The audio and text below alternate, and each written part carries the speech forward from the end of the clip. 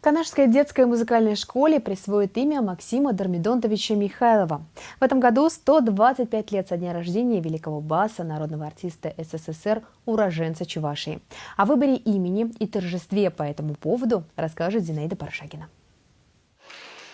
Канашская музыкальная школа – настоящий центр культурной жизни города. Межрегиональная детская вокально-хоровая ассамблея «Солнечный круг» проводится здесь в 11-й раз. В ней участвуют не только ученики музыкальной школы и гости из разных городов России, но и все образовательные учреждения Канаша, включая детские сады.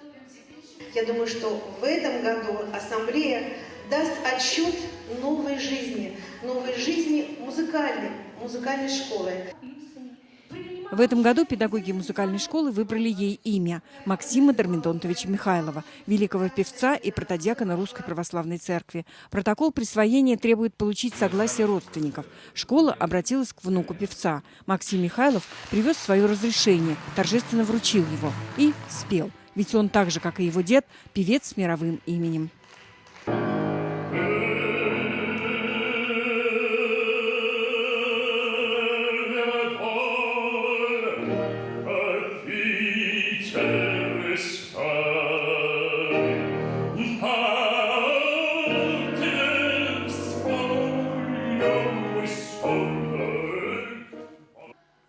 Впереди процедурные моменты, связанные с присвоением имени. Школа его, безусловно, достойна.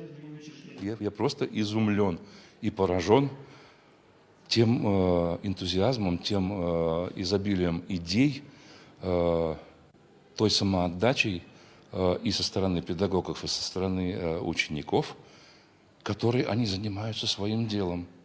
Это просто потрясающе. Я искренне изумлен. Готовились к событию не только педагоги и дети. Настоящую исследовательскую работу провела школьный библиотекарь Альфия Трифонова. Ей удалось найти настоящие богатства, которыми может похвастаться редкая школа. Пластинки с записями голоса великого певца. На выставке все связанное с Максимом Дормидонтовичем Михайловым. И все уникально. Всего же он принимал участие, пел 25 операх, а в некоторых источниках 28 говорят. А у нас в книжном варианте есть 15 и в пластинках 4. А вот тут пластинки 47 года с его голосом. Во второй день ассамблеи ее участников встречала родина Максима Дормидонтовича Михайлова. Кольцовка услышала голос его внука. Вместе с ним спели и юные. Хор «Солнышко» Канашской музыкальной школы, которая теперь будет носить имя великого уроженца здешних мест. Зинаида Паршагина, Владимир Синдеев, Вести Чувашия.